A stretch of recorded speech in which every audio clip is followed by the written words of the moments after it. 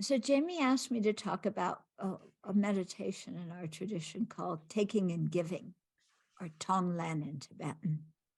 And the idea is that you imagine taking on others' suffering and giving them your happiness.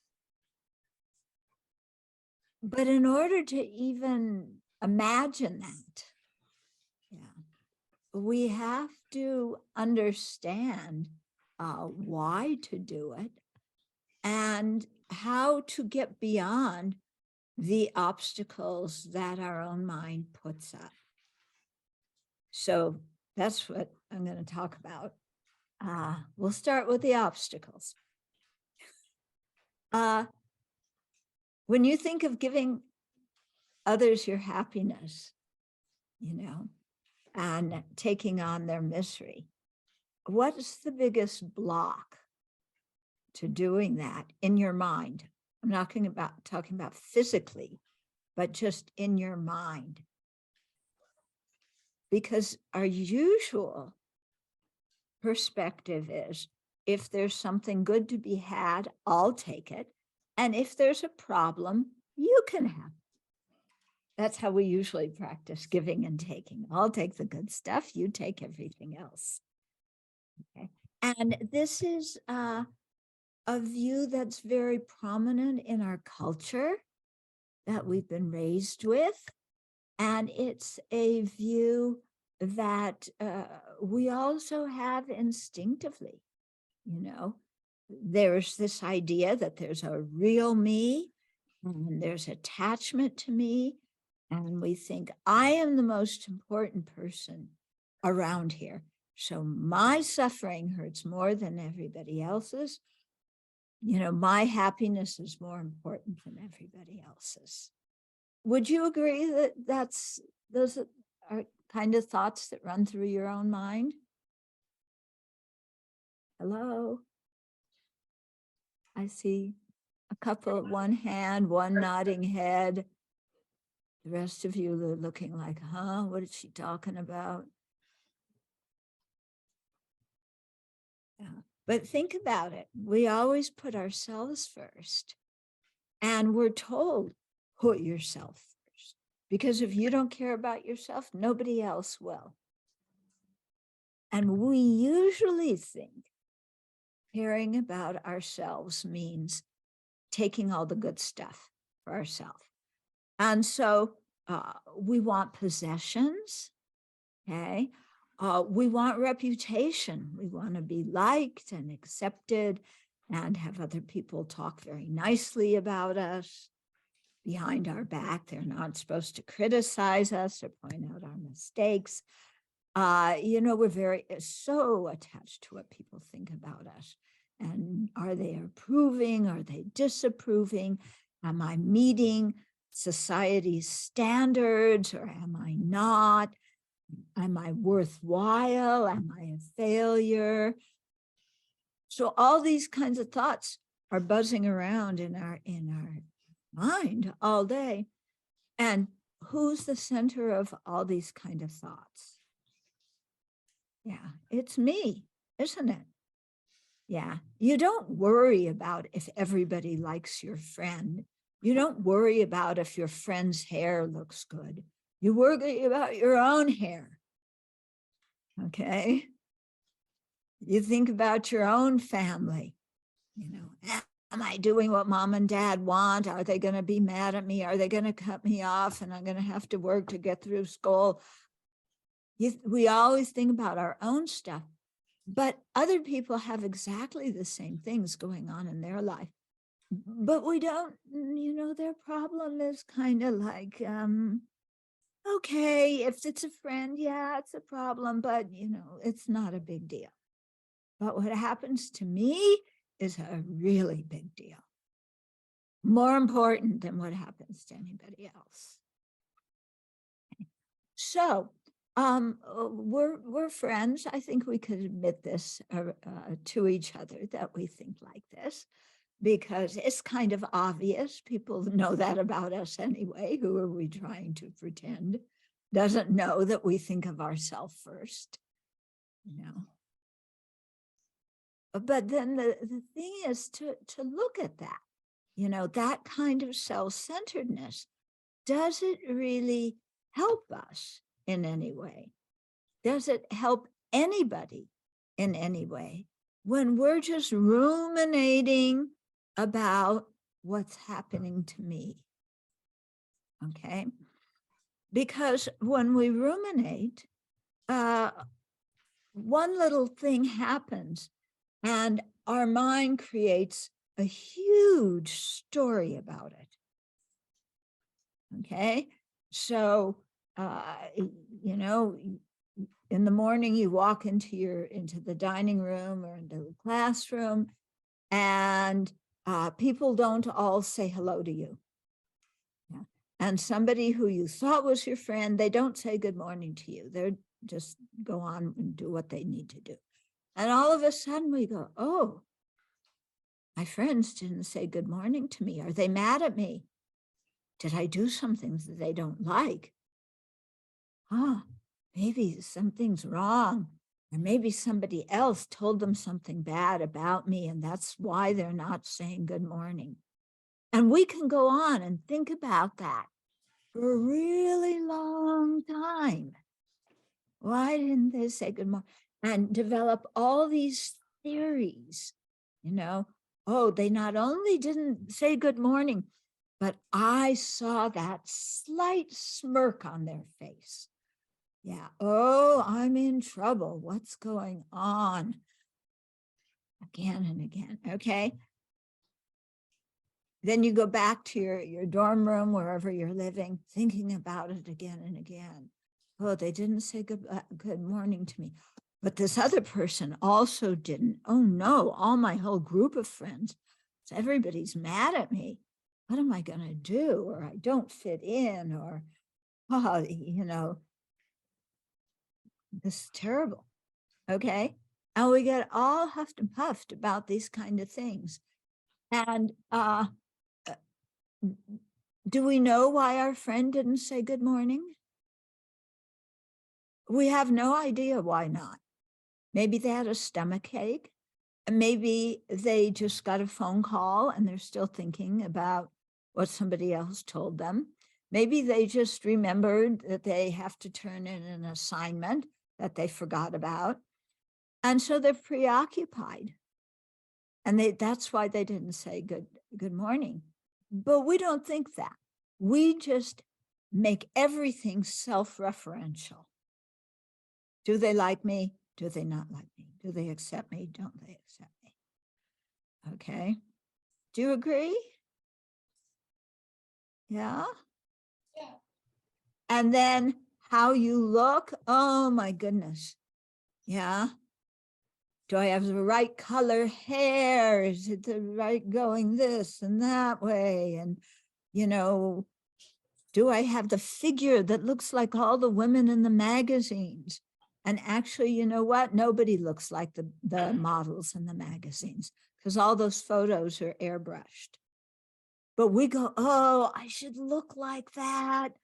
Oh, but I'm too big here. I'm too small there. Oh, nobody's going to like me. I don't look like them. Oh, I don't dress like them. Oh. Okay. So we spend a lot of time ruminating about all this kind of stuff. Does it make you happy? No. Completely miserable, isn't it? Because we're very self-critical, unreasonably self-critical. We would never criticize anybody else that bad. But we look at ourselves and we go, oh, I'm just like I can't get it together. I can't do everything right. No, and I can't do anything right. And, I'm just not going to be able to make it. And school's too difficult. And my relationship with my parents is too hard. I won't get into graduate school. And then if I don't get into graduate school, then I won't have a good career and I won't make a lot of money. And I'm going to wind up on the streets with a shopping cart and, my whole life is going to be a disaster. Yeah. Is that really true? It's not true. But we go around and around, round, round about it. Okay. Do we think about the lives of the people who are already living on the streets right now? Yeah. Do you think about their lives? Yeah. The people who didn't have enough money to pay the electric bill, the rent, they had to move out of where they were living. Yeah. Or people who have various illnesses, they can't stay with their family or whatever. Do we think about them and their lives sitting on the streets, about how, they don't have any money? Meanwhile, for us, we say, I don't have any money, but, you have a credit card, you have a ton of money in the bank, actually.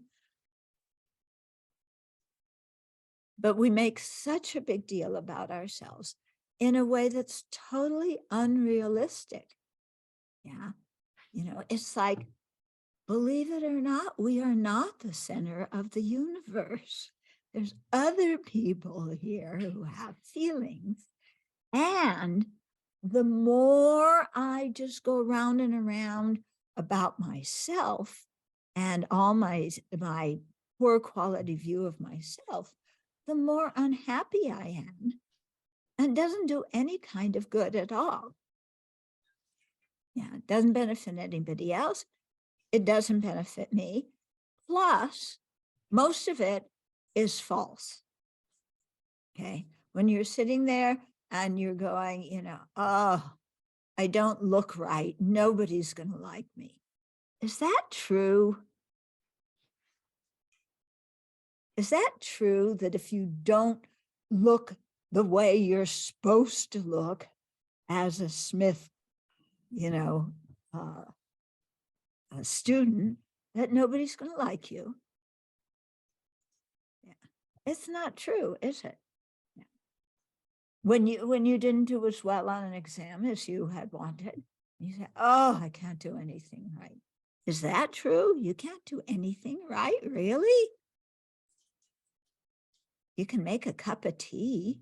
I bet most of you can drive. Yeah, you can read and write. You can do a lot of stuff. You can't, saying, oh, I can't do anything right is totally false. So what I'm getting at is we lie to ourselves about ourselves. Okay, because all this self-critical kind of stuff, if we really examine, it's not true. We get depressed and we say, oh, nobody loves me. Yeah, nobody loves me. Really? Really? Is that true? Is it that nobody loves you? Or that a lot of people love you, but how they show their love is different than the way you would like them to show their love? But they actually are quite fond of you and love you a lot. They may not understand you real well, but they care about you. Yeah. I work with people who are incarcerated in prisons. Yeah. Talk about people who have problems. What's very amazing there is, these people, some of them, it happens that their parents just don't communicate with them once they're imprisoned, but that doesn't happen so much. Yeah. Usually the family members, especially their mother, yeah, to their mother, their child, even though he's locked up, with a long sentence, that child is still the most beautiful child in the world in the eyes of that mother. Yeah. I know all the time when I was, especially my university years, it was like, my parents don't really love me, But what it was is they loved me, but how they showed the love was different than how I wanted them to show the love. Yeah.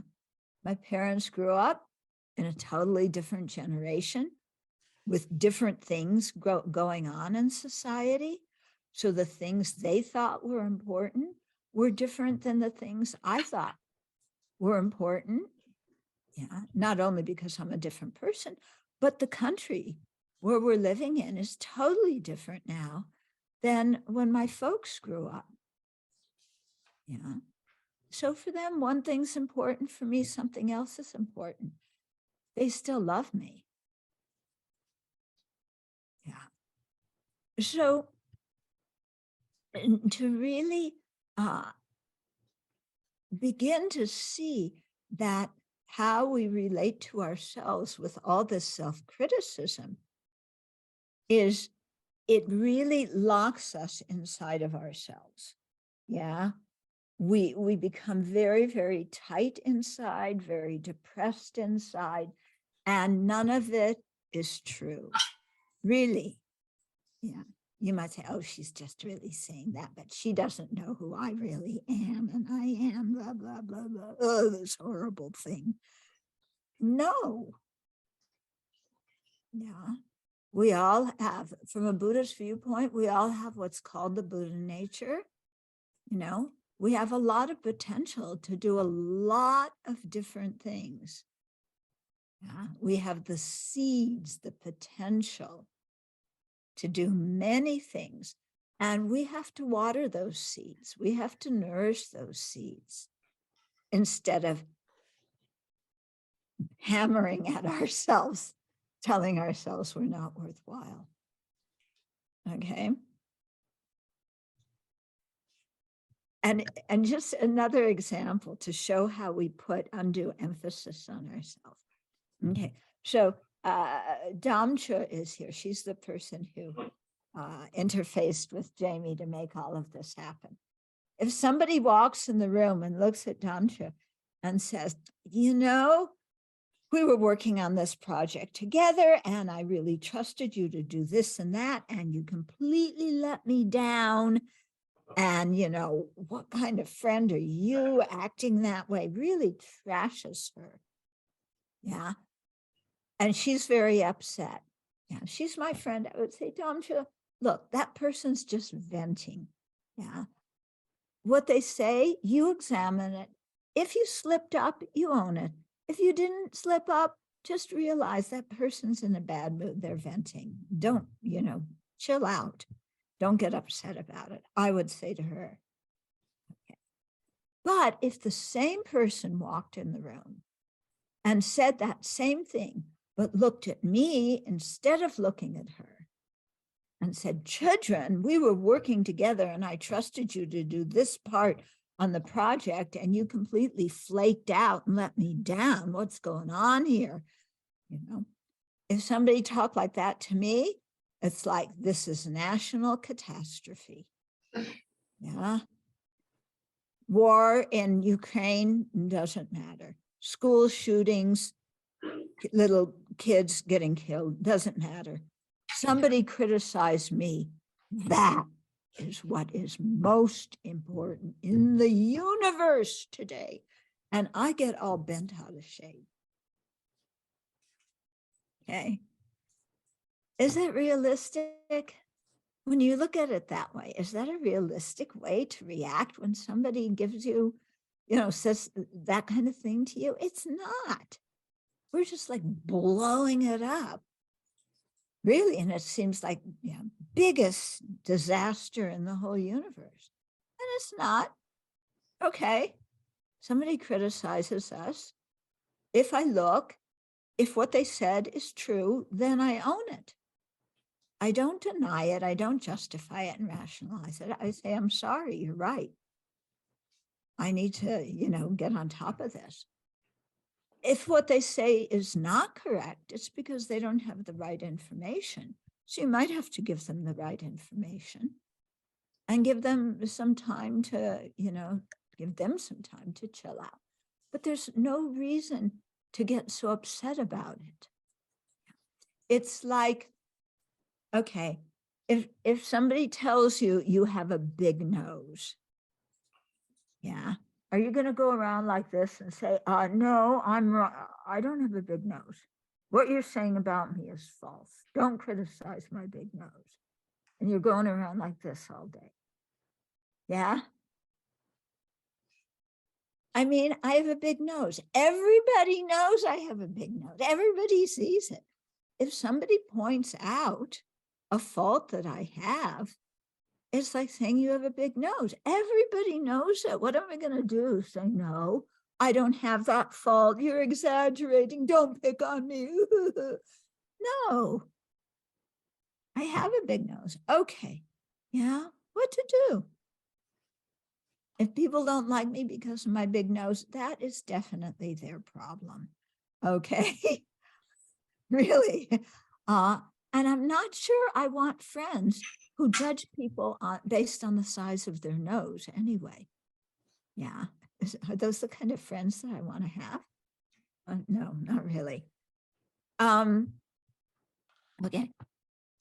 If somebody says something about me, criticize me, and what they say is false, it's not true, then it's like somebody saying, you have horns on your head.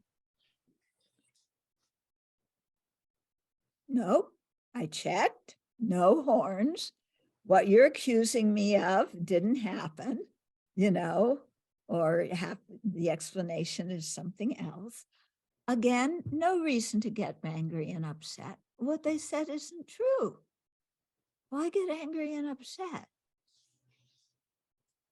Okay, so either way, whether if somebody criticizes us, if it's true, no reason to get upset. If it's not true, also no reason to get upset. Okay, yeah, I have a nose. There it is. Mm-hmm. Yeah. Oh, no, sorry, I don't have horns on my head. Yeah.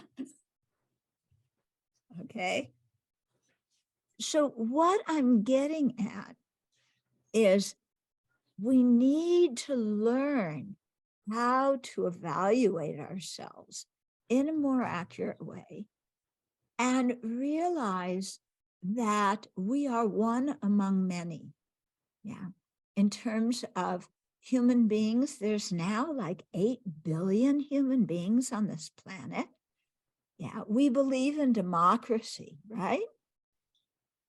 If we take a vote, who's more important, me or the other 7 billion, 7,999,999,999. Who's more important, me or everybody else? Yeah. So why not care about everybody? I'm really not the most important one. And you know what? If I turn my attention and care about other people, not because I have to, not because I'm a people pleaser and I want them to like me, but out of genuine awareness that here's another person just like me who wants to be happy and doesn't want to suffer. Yeah. So, if we realize, oh, there's all these other people and they feel exactly like me. They don't want the smallest bit of pain and they want happiness. Yeah. What's so special about me that I think I'm the only one who deserves happiness and I shouldn't have any pain? That's a bit unrealistic. And also, and this is a very important point, as long as I live really thinking about me all the time, actually, the more unhappy I'm going to be. Because here's something His Holiness the Dalai Lama said. He said, if you want to be happy, take care of others, care about others. It sounds like, wait a minute, that's not what we're supposed to do in America. In America, it's me first. Yeah. The Dalai Lama says, no, it's not me first. The more you live with a me first attitude, the more you're going to be unhappy. Why? Because every small thing that happens to you becomes a big deal. Okay. So when we're that self-centered, we can't really evaluate well what is accurate and what isn't, because everything becomes self-referential. And when we do that, then we exaggerate it, and we're looking so closely about, what do people think about me? Am I doing anything right? Do I fit in? How am I going to get good grades? What about my fine? You're miserable thinking about yourself. And, none of it's true. And then the way we relate to other people is we don't care about them. We're just trying to get everything good for ourselves. And so what happens when we don't care about the people around us? Then we live in the middle of a lot of unhappy people. Okay. Isn't it? If we don't care about the people around us and they're miserable, they let us know they're miserable. Yeah. What do you think the demonstrations after George Floyd's murder, what were they saying? Yeah, there were a lot of people saying, I'm unhappy. Do you care about the fact that I'm unhappy? Yeah, I feel danger when I go out, whenever I see a police officer. Do you care? Yeah. If we say, oh, I don't care, why are you so angry? Yeah, that doesn't make them happy. And you continue to have demonstrations. If you say, yes, we care, what can we do to help your situation? Then there's a way to resolve the problem. Okay, let me give you another example. This relates a lot, I think, to public policy. I lived in Seattle some years ago, and there was a time when there was a school bond on the ballot to vote whether to increase property tax in order to finance the schools, the public schools. Okay. And so there was a big debate in the city about it. And some people were saying, look, I'm older, my kids are grown up, and I worked hard. I got a beautiful house. It's on 5 acres of land. It's, a lovely, gorgeous, big house. Why should my property taxes increase to pay for somebody else's kids to go to school?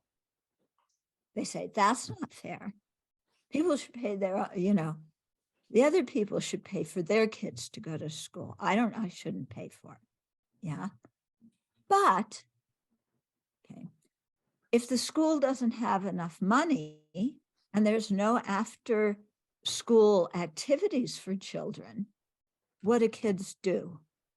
Especially in neighborhoods that are lower middle class or middle class or whatever. The parents are both working. The kids live in the streets. Yeah. What happens when kids live in the streets? Yeah, they get into all sorts of things. And if they happen to get into drugs, well, drugs is an expensive habit. Yeah. So whose houses, if you need to break into somebody's houses to steal a little bit of something to get some money for your drugs, whose houses are you going to break into? Well, the wealthy people, because they're the ones who have more money. Okay. But they're the people who didn't want to pay more taxes so that the poorer kids and the middle class kids could have after school activities. So are you seeing what I mean? There's a group of people who said, oh, I don't want to pay for them. They should pay for themselves. But in doing so, what they're doing is they're creating a society where those kids who now don't have after school activities are getting into trouble. And who are they stealing from? The people who don't want to pay the extra money in their property taxes. Okay.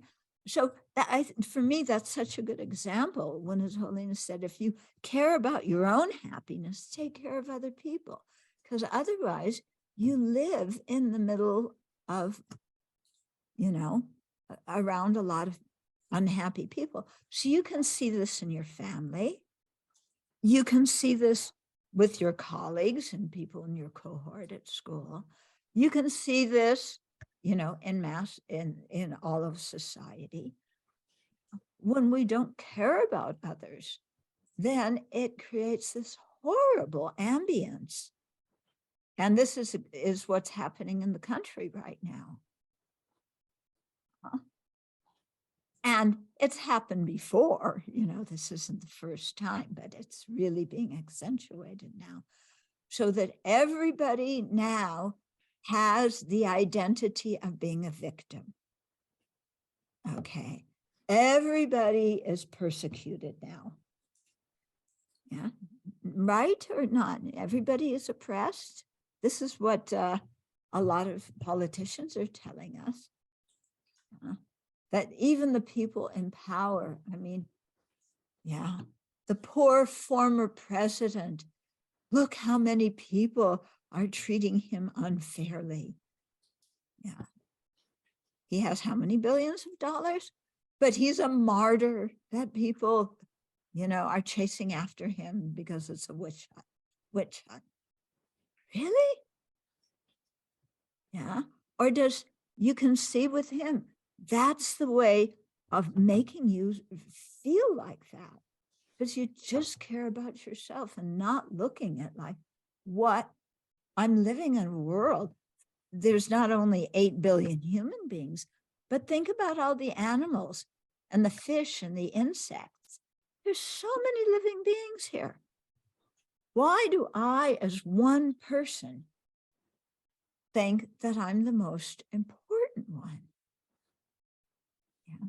And that thought that thinks I'm the most important one is the thought that actually makes me the most miserable. Okay, let me give you another example of how that thought makes us miserable. I had a very good friend who got pregnant some years ago. And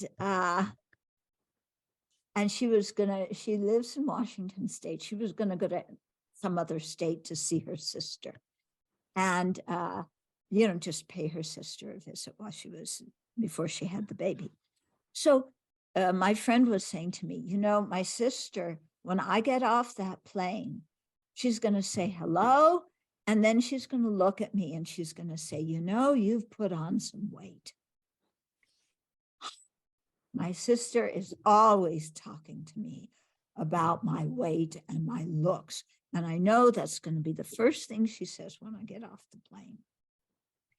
Okay, so mind you, she hasn't gotten on the plane yet. Her sister doesn't even know she's coming yet. But she has the scene all planned out. She's already unhappy about the way her sister's going to greet her. And where nothing's happened. And she's miserable because she's dreamed up this scene. And also, this is somebody who's not overweight. And when you get pregnant, you're supposed to put on weight. If you don't put on weight when you're pregnant, it's bad news. Okay, so her sister saying you've put on weight is like, that's what's supposed to happen. Okay, but do you see how nothing has happened, but she's unhappy about it already? Yeah. So this is a result of this self-centered thought. It's an example of how it makes us unhappy. Whereas, when we say, like, okay, I didn't get what I wanted, or I didn't do as well as I wanted to do, that's okay. Let's open my eyes and care about the people around me. Yeah. And you have this affection and care about other people, then you're much more peaceful in your own heart, and you create a peaceful ambience around you, so that people can live together more harmoniously. Okay, so that's just a little tidbit of what I wanted to say. There's a lot more, but I'll open it for questions now.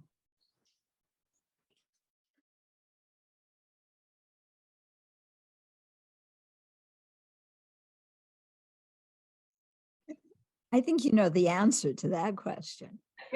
What I'm talking about is you're feeling inside, not what you do. I mean, clearly, if you don't have room and you need to do a place to live, you need shelter and clothes and food. That's one thing. Yeah. And you can go out and get those things, but you don't have to do it with this thing of, I want this and it's my favorite food and I want it now. And there may be lots of people who are hungry, but I'm taking care of myself and I'm going to feed my face until I am stuffed, and I'm not going to share it with anybody else. Yeah. I mean, you live in a practical way. You have to take care of yourself. But what I'm talking about is something that is not just taking care of ourselves. It's above and beyond what we need to survive. Okay. Let me tell you another story, though, about that. Because you're saying if you don't have all these things you need, you're not going to be happy. How can you care for others? Okay. So here's a story. And this was told by His Holiness the Dalai Lama. Because Tibet was overrun by the communist Chinese back in the late 40s, early 50s. And in 1959, there was an abortive uprising against the occupation. And the Dalai Lama and many Tibetans fled and became refugees in India and Nepal.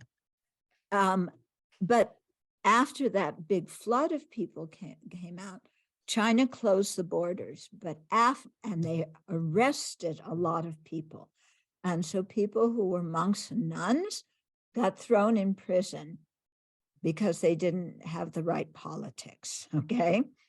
And actually, they weren't even political. They were just trying to live their monastic life, and they got thrown in prison. And then after some years, some of them were able to escape and come into India. When Tibetans escaped from, Tibet, which is still under Chinese control, and went to India, the first thing they wanted to do was to go see the Dalai Lama, because in their society, he's number one. And if you have a chance to attend his teachings or meet him, do it. He's really quite an exceptional person.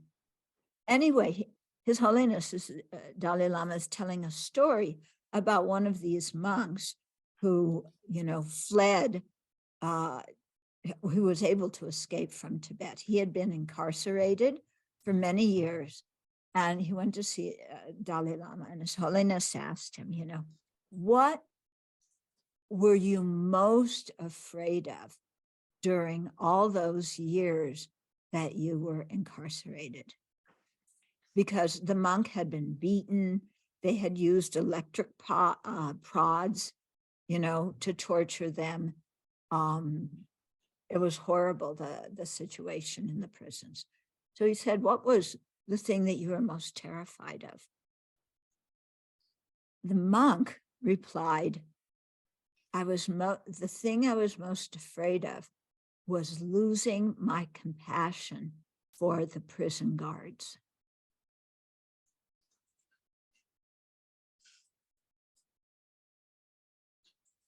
Think about that. Somebody who's been tortured, incarcerated, the thing they cared about most, or the thing they feared the most was losing their compassion for the people who were torturing them and imprisoning them. So this monk, he had, food, shelter, whatever. It was pretty awful there. But his concern was to have a tolerant, understanding, compassionate attitude, even for the prison guards. Okay. If you have that kind of attitude, you're going to be, if you're incarcerated, you're going to have a better relationship with the prison guards than if you have an angry attitude.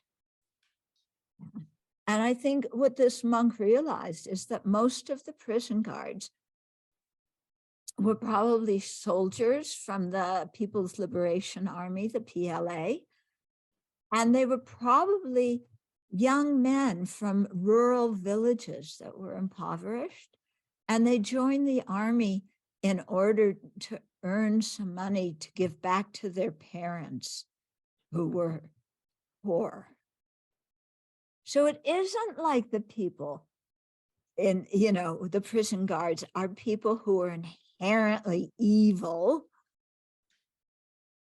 They went into that situation. They volunteered, and some of them probably they were conscripted. And then they were conditioned by the people who trained them to be soldiers and police and prison guards to act a certain way. But that doesn't mean they're evil people. Okay. So the guys in American prisons that I work with, most of the guys, most people who are incarcerated, they hate the prison guards, okay, because the guards usually don't treat them very well. And why do they not treat them well? Because the inmates don't treat the guards very well. So there's one man that I've corresponded with for a long time, and he is very friendly with the guards. And he says, "Good morning, how are you?" When they need to cuff him, he puts his hands out. He's friendly, and nice. And as a result, the prison guards treat him well. Okay. Whereas, before he encountered Buddhism and started really looking at his mind, he was like rude and crass with the guards. If you disrespect the prison guards, what are they going to do? They're going to act the same way towards the inmates. So this is how we treat people is very much how they treat us back. So we treat people kindly, like I said, not just so that they'll like us, because that's coming back to me again, but we treat them with, kindness and consideration, because they're human beings just like us who want to be happy and don't want to suffer.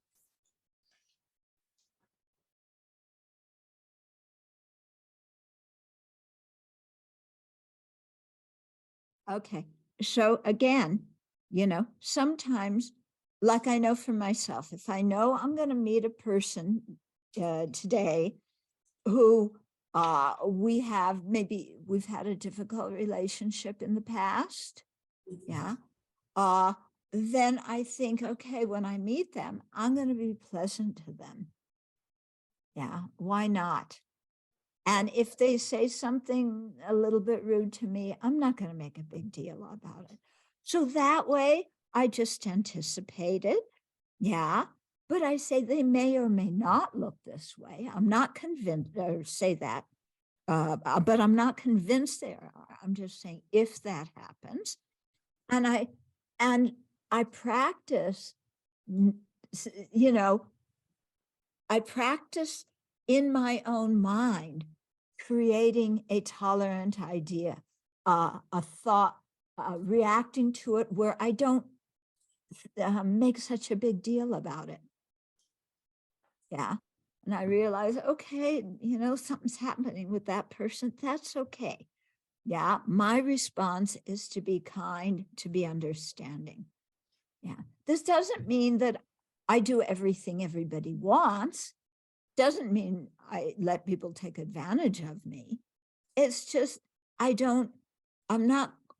try not to be quick to judge them and react with anger. Okay. So that kind of anticipation may be helpful. Okay.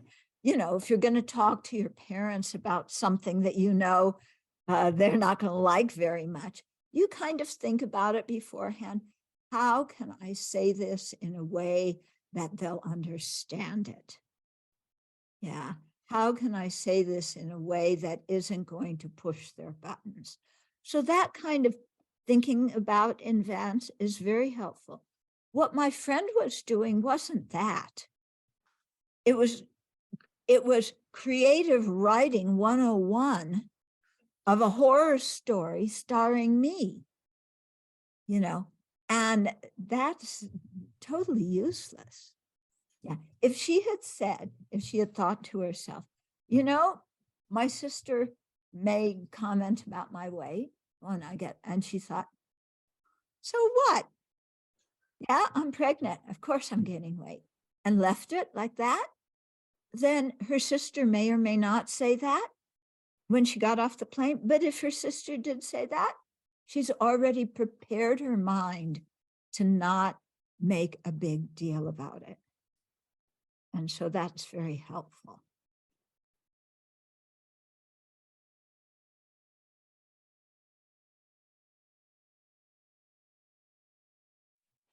So it depends on the situation a lot. You're thinking of a specific situation. So what I say may or may not apply to it because I don't know your exact situation. So just keep that in mind. If it depends what the situation is. If somebody is coming to me and they're trying to convert me and want me to go to their church, okay, and they're saying, you have it all wrong, Jesus is the savior, you're going to hell unless you believe in Jesus. Come to church. I want to help you. I have compassion for you, and I want to save you from going to hell. Come to church with me. Okay.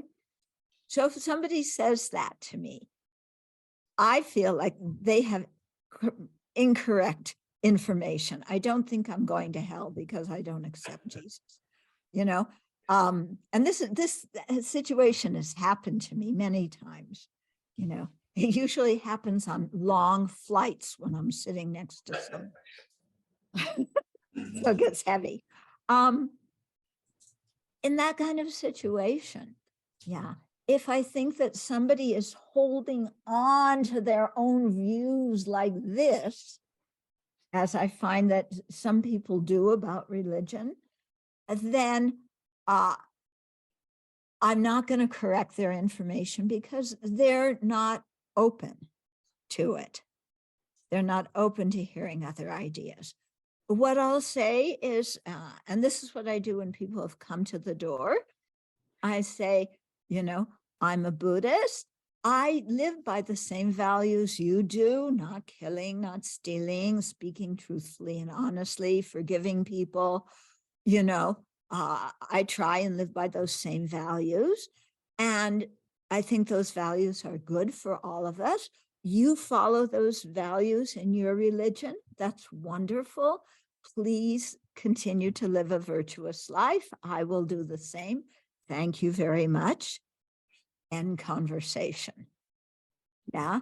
And I say that because it's not going to amount to much. Yeah. On the other hand, if I meet people who are really willing to dialogue, like there's a couple of Catholic sisters who live nearby, and we're quite good friends with them. And we really dialogue and talk about all sorts of things. And we're not trying to convert them. They're not trying to convert us. They're, they told us that before we moved here, that they were praying that some other spiritual people would move in the neighborhood. And then we moved here. So they were very happy that we're here. Yeah. So that's no problem. Okay. If it's a personal situation that somebody, really dumped on me, again, I'll assess, first of all, is that person at a place right now where they can actually hear another idea? Because there's something that's called, I think it's a refractory period, which means that when you have a very strong emotion, at that time of having that emotion, you can't see anything that doesn't fit in with what you're feeling. Okay.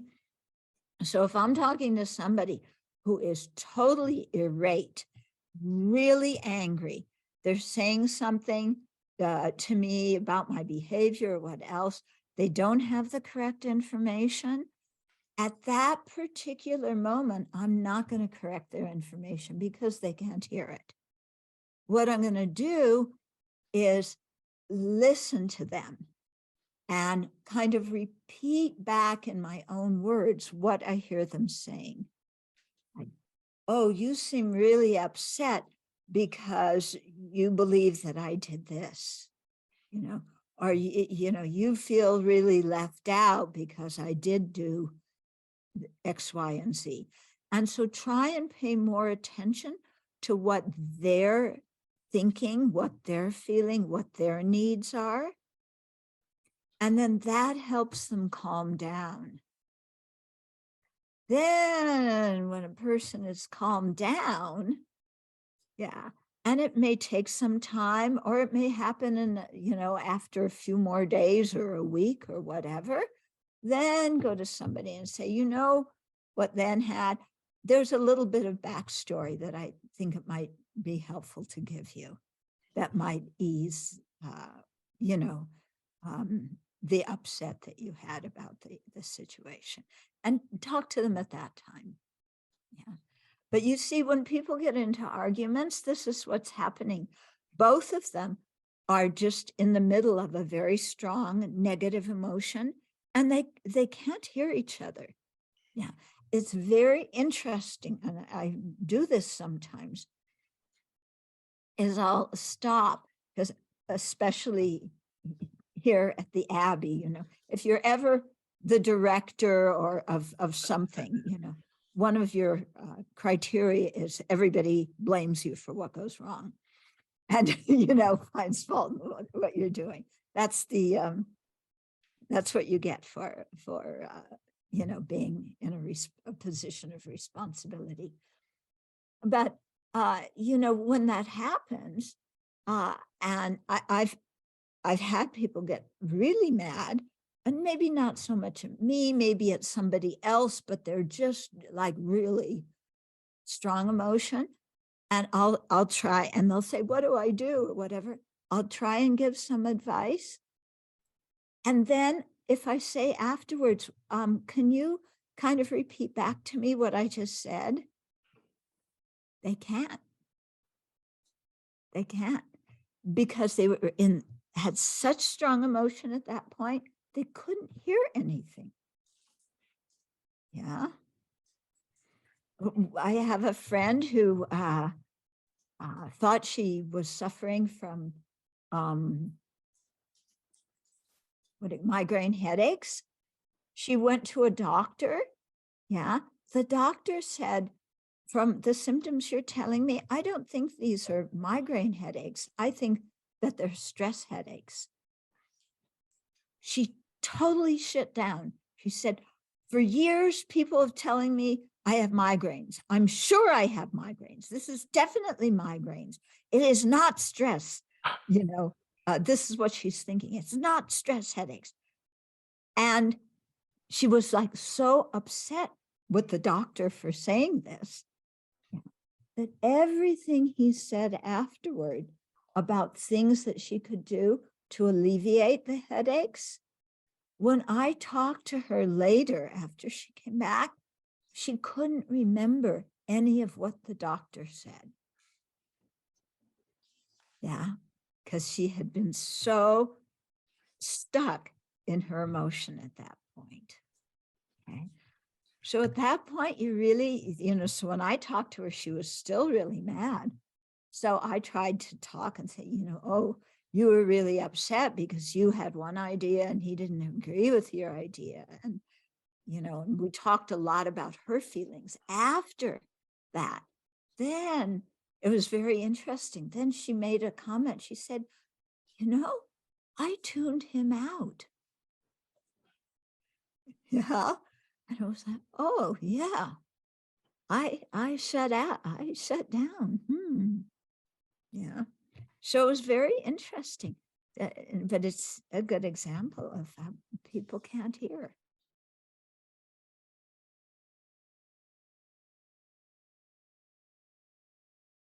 Because metta is one of those preconditions for doing Tonglen. Yeah. Metta is like learning your arithmetic. Tonglen is you're going on to algebra or calculus. Okay, so metta is a way to prepare your mind for doing, taking, and giving. Metta itself actually is not that easy when you really dig deep inside. When you don't dig deep, yeah. Has the class had a metta? Have you been led in a metta meditation at all? Yeah, you Yes. have. Okay. So you know that, you're trying to really open your heart and extend love to different people. Well, that's very easy when you're sitting in your classroom. You're not upset with anybody at that particular moment. Somebody is saying that, and they say, generate metta for the whole world. And it's so easy. Yes, I have love for the whole world. I want everybody to be happy. I feel so blissed out having metta for everybody. This is a wonderful meditation. And then you walk out of the classroom. And what happens? Yeah. Somebody cuts you off on the highway. Oh, your metta is gone. Even you don't make it to the highway, somebody cuts in front of you when you're walking across campus. Oh, dare they? This person is so inconsiderate, blah, blah. So there is intellectual metta, or loving kindness, that is very easy. And then there is real metta that is not so easy. Okay. If you think of the person think of somebody who you don't trust. Yeah. It may be somebody you know personally. It may be a politician. It may be, who knows, but somebody you don't trust. Is generating metta for them easy or not? Yeah. When we have a fixed view about somebody, they are this kind of person, and we have them pigeonholed, and we think we know everything about them, yeah, then it's very difficult to have any kind of loving kindness for them because we don't trust them. We look at them and all we see are flashing red lights of don't trust. Okay. So we have to work with our mind. What is going on in our mind where, based on somebody else's behavior that they may have done once or they may have done repeatedly, I think I know everything about this person. Yeah. Is that true?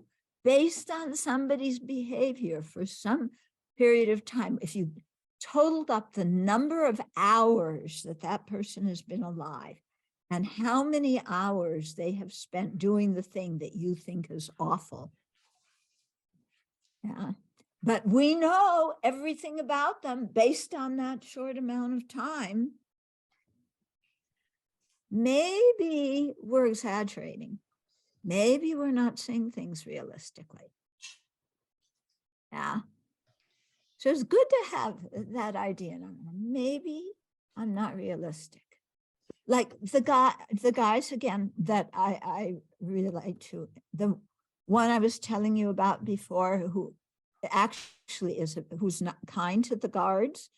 You know, prison is not a very safe place to live, but he really practices kindness. He's quite amazing. And you know what he's in for? Double murder. He's in for a double murder. And yet, you know, normally you would hear a person, oh, like that, cut him out. He's evil. Don't be around him. It's not safe. He's going to kill you. He's horrible, evil, da, da, da, da, da. But actually, that's not who he is. Yes, he did that, but he's not that same person now. And even back then, that wasn't who he was. He was under the influence of drugs and alcohol at that time. That doesn't excuse what he did, but it helps you understand, oh, he is somebody who is confused and in pain, but that isn't his whole value as a living being. So I still can have an attitude of metta towards him. And I think I better have an attitude of metta towards you and be quiet and let you go. It is time. Thank you so very much. Oh, thank you.